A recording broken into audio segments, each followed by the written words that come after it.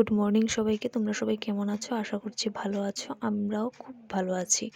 তো নতুন একটা ব্লগে তোমাদেরকে অনেক স্বাগত। আর আজ ব্লগটা শুরু করলাম রান্নাঘর থেকে। তো এখন আমি বসিয়ে দিয়েছি চা।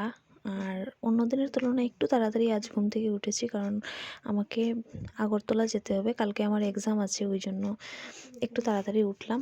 আর অন্যদের চা খাওয়া হয়ে গেছে, শুধু আমিই বাকি ছিলাম। এখন আমি খেয়ে নেব চা খেয়ে মাকে একটু হেল্প করব।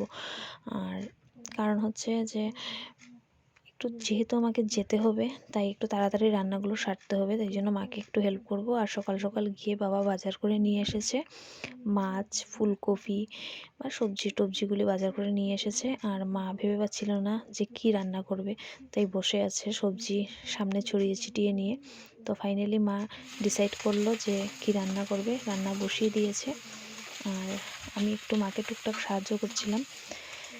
তো একটু তাড়াতাড়ি করে করছিল, একটু তাড়াহুড়ার মধ্যে ছিল। আর আমিও তোমাদের সাথে বেশি কিছু শেয়ার করতে পারিনি, কারণ হচ্ছে যে আমিও তো তাড়াহুড়ার মধ্যে ছিলাম। তো দেখতে থাকো তোমরা আজকের ব্লগটা, একটা ছোট্ট ব্লগ শেয়ার করলাম। তো ফাইনালি মার রান্না কমপ্লিট হয়ে গেছে, আর ভাতও দিয়ে দিয়েছে। এখন সকালের খাবারটা একটু খেয়ে নেব। তো দুক্কা করে আমি বেরিয়ে পড়লাম। আর অলরেডি অনেক লেট হয়ে গেছে, ওদিকে ট্রেন ছাড়ার টাইম হয়ে গেছে। তো জানি না কতটা কি শেয়ার করতে পারবো তোমাদের সাথে, কিন্তু চেষ্টা করব শেয়ার করার। তো এখনই বেরিয়ে পড়তে হবে, নইলে ট্রেন ছেড়ে দেবে, আর আমার যাওয়া হবে না, আর এক্সামও দেওয়া হবে না। তো আর বক করছি না, তোমাদের সাথে আর স্টেশনে গিয়ে কথা হচ্ছে। তো চলো।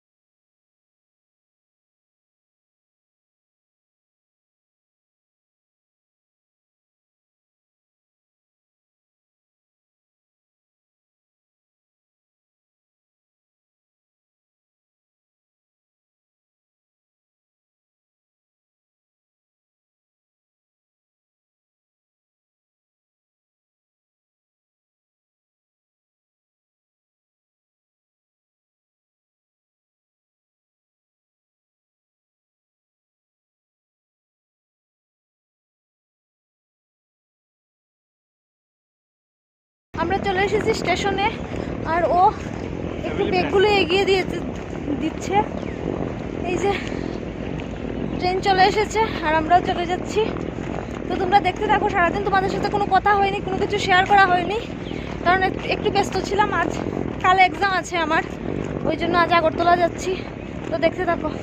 ট্রেনে এসে বসে গেছি, আর ট্রেনটা ফাঁকাই ছিল, সিট পেয়েছি।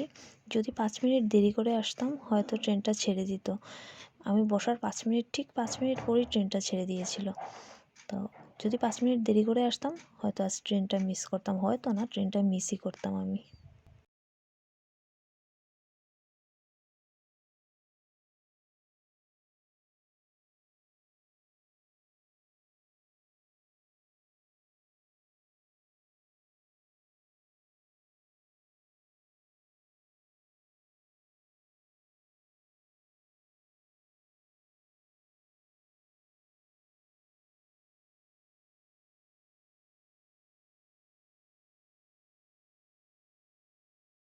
আমি চলে এসেছি আগরতলায়।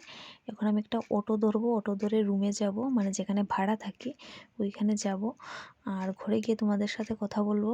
আর হ্যাঁ, হয়তো 2-3 দিন কোনো ভিডিও আসবে না, কারণ হচ্ছে আমার এক্সামটা শেষ হোক, তারপর তোমাদের সাথে আবার কথা হবে। তো চলো ঘরে গিয়ে আর তোমাদের সাথে কথা বলছি।